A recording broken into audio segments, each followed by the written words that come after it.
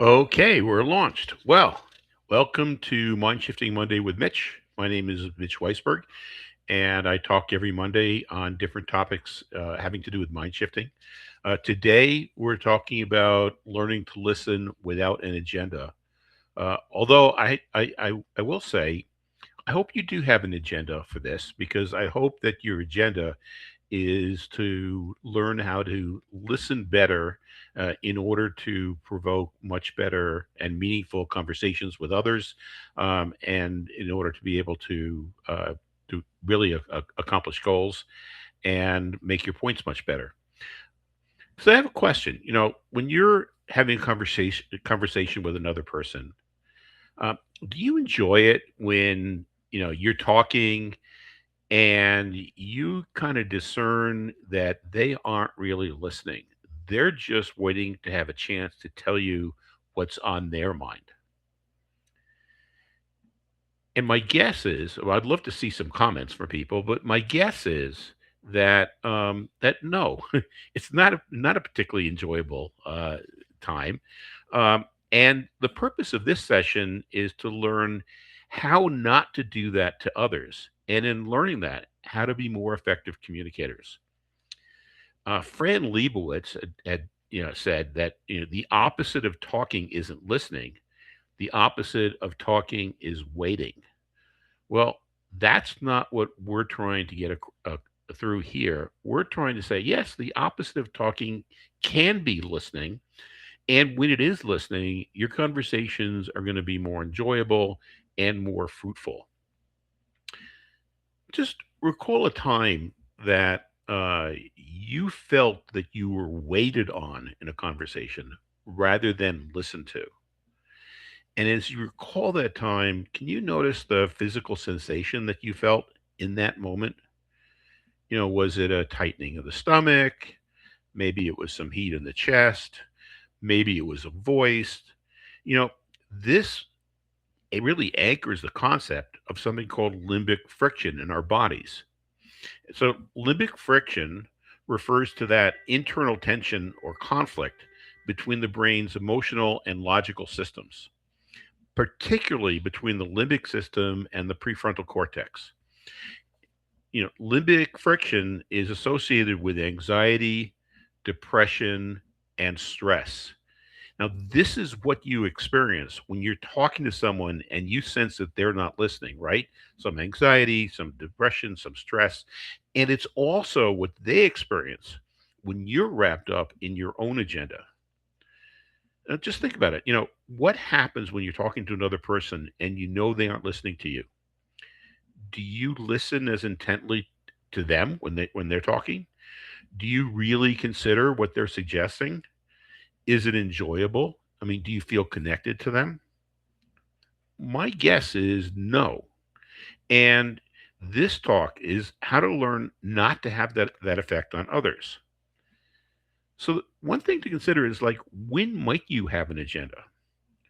Well, we all talk to people, and there are times when we want to fix them or we want to fix their problems. Like, they express a strong emotion, sadness, anger, or fear. And it might be that our agenda is to make them feel better so we don't have to witness their discomfort. Or maybe they describe a conflict with a third party, somebody that they're talking to, like, oh, geez, I'm having this problem with my spouse, or I'm having this problem with my boss, or somebody who reports to me. So your agenda is to play detective, right? And so you're judging this other person, or you're judging what they're acting, what they're doing, and you're coming up with suggestions. Or they share a goal or a dream. And very often, your agenda is to point out the practical hurdles or give them a reality check. Or let's say they're making a mistake in their narrative. And so your agenda is to correct the facts or the timeline of their story. And I'll tell you, this happens all the time with me, and especially with my son. I'll tell a story about something that happened when he was a kid, and inevitably I'll get like one sentence into it, and he'll say, "No, Dad, that's not the way it happened at all," and then he'll correct it, and that kind of spoils the timing of the story. It spoils my enjoyment. I think it spoils the enjoyment of the people who are listening. But we do that to others too. We correct the mistake that really didn't make that much difference in their narrative, or they ask for our opinion, and our agenda is to give the right answer. That will, some answer that's going to make them like us or respect us, rather than to really ask, really give them our opinion. And so, those are all cases when we want to fix their problem. There's other times when we're talking to people when we have something on our mind. Okay, they mention a topic. Maybe we're an expert in that topic. So our agenda is to demonstrate our knowledge and to teach them.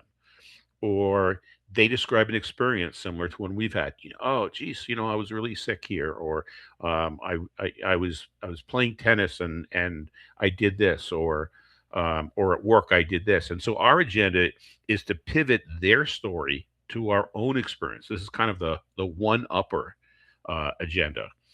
Or they're criticizing a group or an idea that you belong to. So our agenda is to explain to them, why they're wrong, to rebut what they're talking, and we're thinking about how we're going to rebut it while they're talking. Or um, it's funny. I'm looking at this other thing. It says, or they're talking too slowly or taking a long time to get to the point, and so we start thinking, oh, they're going to say this, and then we act as if we know exactly what they're going to say. Very often, what we're assuming they're going to say is very different from what they intended to say. And we're trying to speed things up. So those are all cases where we have something on our mind. Um, or there's times where we're having conversation and we want their approval, or we want somebody's approval. So they're giving us feedback, and our agenda is to explain why we did what we did. That's kind of the defense lawyer agenda. Or the person is an authority or a very important person, and our agenda is to look smart in front of them. Their conversation is about some uncomfortable topic, so our agenda is to you can imagine this. Oh, let me change the topic. Let me wait for them to finish, or maybe I can interrupt them, and maybe we can move on to something else. Or the person is expressing something that we really disagree with, in which case our agenda is, how am I going to win this argument? How am I going to convince them, instead of listening to what they're saying? So those are all times where we're trying to get somebody's approval, or change them. And then there's all these efficiency agendas also that we could have. We're in a time crunch. So it's just we have to wait for them to talk, but basically we're just trying to get this thing over so we can get across to them what we need to get across. Or they're venting, and and we just don't want to hear it anymore, right? Our agenda is to just get them to stop complaining, so that we can move on to something else. Or they're talking longer that we would like them to. Or sometimes, they're interrupting us, and when they're interrupting us, our agenda is, I got to get back. I got to, somehow or other, I have to figure out how to interrupt them, or I have to get my point across. So those are all different times, and I think one of the first things, if we're going to learn how to listen without an agenda, is to become aware that, hey, something, maybe we're going to these conversations with a goal of fixing their problem.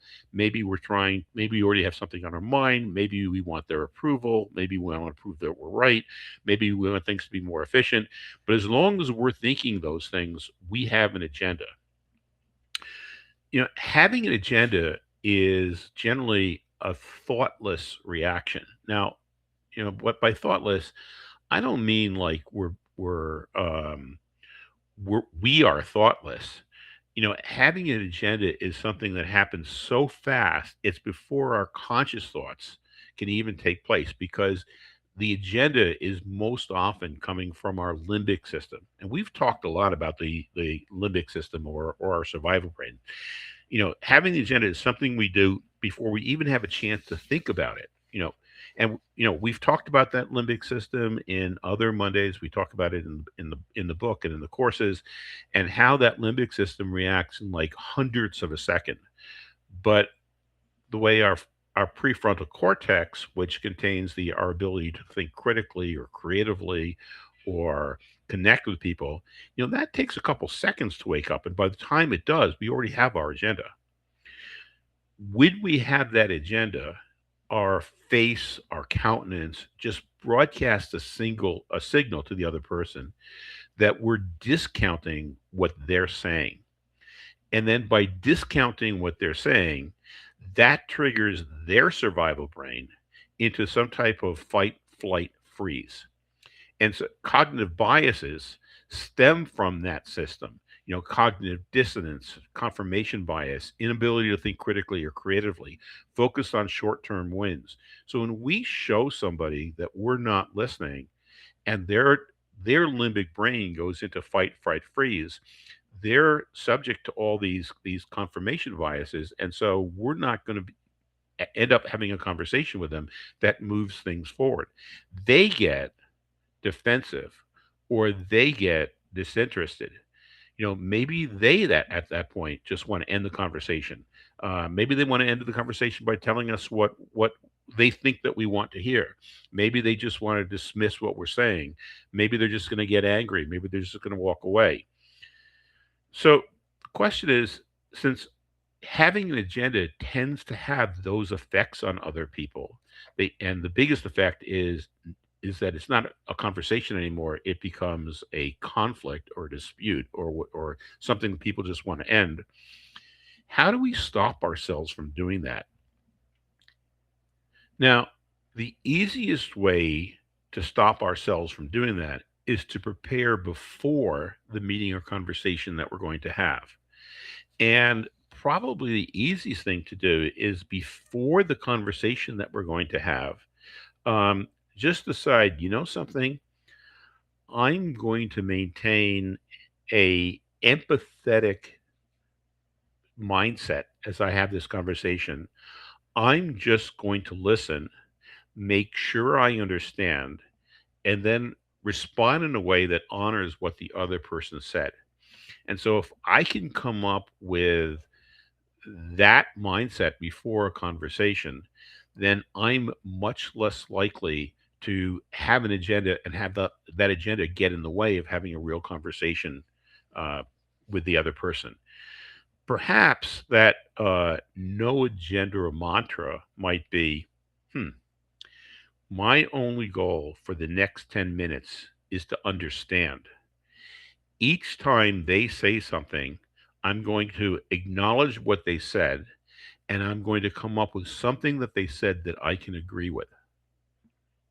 So that's pretty much what I go through when I know I'm going to have a difficult conversation with a person.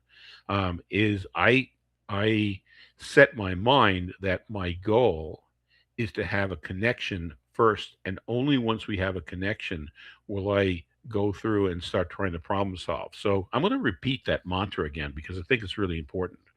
So I say to myself, my only goal for the next 10 minutes is to understand.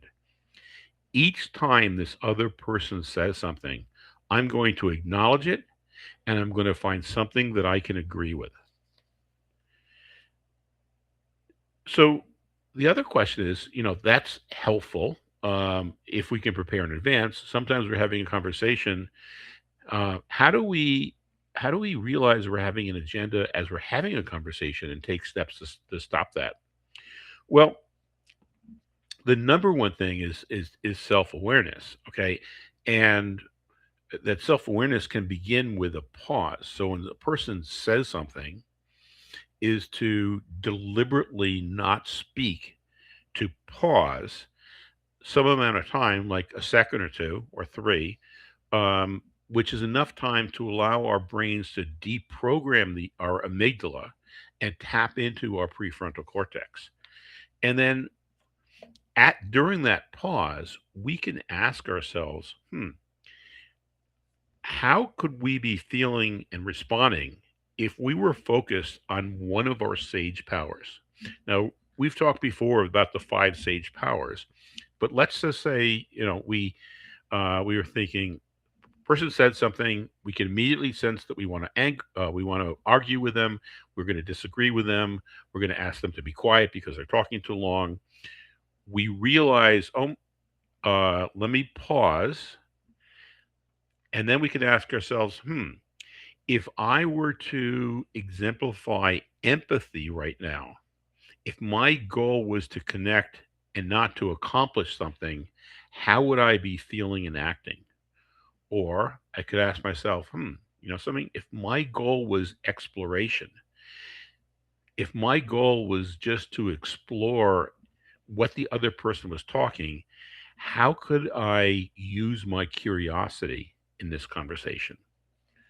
Or picking a third one of the sage powers, navigate. Navigate is to align with our higher goals. And one of our higher goals might be the goal of having a good relationship with this person. Or another higher goal might be helping them learn how to navigate or through these types of situations by themselves rather than coming to us with questions. So we could say, if what is my highest goal in this situation? And if let's say the highest goal was to help them learn how to handle the situation in the future themselves, we could say, if my goal was just to help them find the ways that they could operate in a situation like this, what types of questions would I ask them? So, so again, the easiest way is to think in advance. Okay, I'm going to have this conversation. What's my mantra? How can I prepare to be listening without an agenda? Once we're in a conversation, when we feel ourselves wanting to make a response or to react to something that the other person is saying or has said, to take a pause and then to ask ourselves, what is my real goal here? How could I exemplify the empathy power or the exploration power or the navigation power in order to have a conversation that's really important? And then there's the question of, like, so what techniques could we use? Now, in one of the previous sessions, we talked about the yes and technique. When a person says something and we say yes, but we're basically negating what they're saying. When a person says something and we begin with, "Okay, I heard you say this, and what I like about that is," then we're opening them up to also hear what we're about to say. A second technique that we can use is comment on a strength. So, person says something, we may disagree with it, but we can find some strength that they have in saying that, and we can say, something like, I hear what you said, and really, this shows a lot of independent thought, and I value independent thought. And you think that there might be other things that you can think of also that you might say at this point. So come up with some strength that they've exhibited by saying what they've said. That opens them up so that you can have a dialogue. And then a third technique is to summarize what you think that you've heard and ask if that's correct or if they have anything that they want to add. So in this case, you're not arguing, you're not coming up with other ideas, you're just allowing them to articulate what was on their mind. So I heard you say that um, that you think that you should yell at this other person because they've disrespected you. Is there anything that you'd like to add to that so that I can really better understand this? And so you're not giving them the other party anything to argue about. You're not showing your agenda. You're using a questioning methodology in order to open them up so that you can have an ongoing discussion. So additional tools that you can learn, like if you were to, uh, I guess, take the Mind Shifting Conflict and Collaboration course or the Mind Shifting Conflict and Collaboration book, is motivational interviewing. We'll be doing a few sessions on Monday Mind Shifting about motivational interviewing, nonviolent communication. So you can either read the book on nonviolent communication or read the Mind Shifting Conflict and Collaboration book, which has a lot of information on nonviolent communication. Or what I talked about earlier, the strength-based feedback. We could do a whole session on Monday, on a future Monday, on using strength-based feedback to open somebody up. And these are all tools that you can use to help you avoid using an agenda to turn a conversation into a confrontation instead of a dialogue with another person that you're both enjoying. So I'd like to close with a challenge for today, okay? And that is for the rest of the day, or maybe even tomorrow, try to catch yourself waiting instead of listening. And when you catch it, don't judge yourself. Don't label, just label it. Don't say, "Oh, how can it be so stupid? I have I'm already arguing with this person. I already have this agenda." So you're not judging yourself. You're just labeling, "Oh, you know something? I have an agenda." Having labeled it, then just take a breath and invite one of your sage powers to get back in the room. So that's the challenge. Catch yourself sometime in the next day when you're acting on your agenda instead of listening. Label it like, oh, I have an agenda here. Take a deep breath and then say, you know something, how could I invite my sage powers back in the room? By doing this, you're going to find that in your conversations, you're going to have better relations with others. Those conversations are going to lead to better joint problem solving and decision making because both parties are going to be able to use their prefrontal cortex and not get stuck in their survival brains. As you're having those conversations, you're going to be happy because as you're connecting with other people and you're in your sage mindset, your brain is going to be releasing the happy hormones, right? You're going to get a jolt of dopamine, oxytocin, serotonin, and endorphins, and those are pleasant. And you're going to feel really engaged in those conversations, and so is the other party. So that's the information today on uh, learning to listen without an agenda. We covered the situations where you might have an agenda, and covering those situations gave you the ability to eat more easily recognize when it occurs. We talked about preparing in advance in a conversation, on stealing yourself and saying, you know something, in this conversation, at least for the first 10 minutes, I'm going to really work on connecting instead of advising or getting the conversation over or moving towards an agenda. And then we worked on how to become aware that you have an agenda by feeling that tightness in your body, or understanding like, oh my gosh, I'm about to react. Take a breath, pause, ask yourself how to re-engage your sage mind, and then ask a question that uses the yes and, or what I like about that technique, or find some strength in what the other person said, or summarize what you think you heard and ask if that's correct, or ask them if they have anything else to add. And then next week, we're going to have it's going to be a Q&A session. Josh is going to be joining me again. We're going to be talking about some of the highlights of 2026. And we're also going to be talking about lessons from current events and the news and how applies to mind shifting. So, hope to see you all next Monday. And thank you all for joining and listening to me. Uh, and I'll sign off. Have a good week.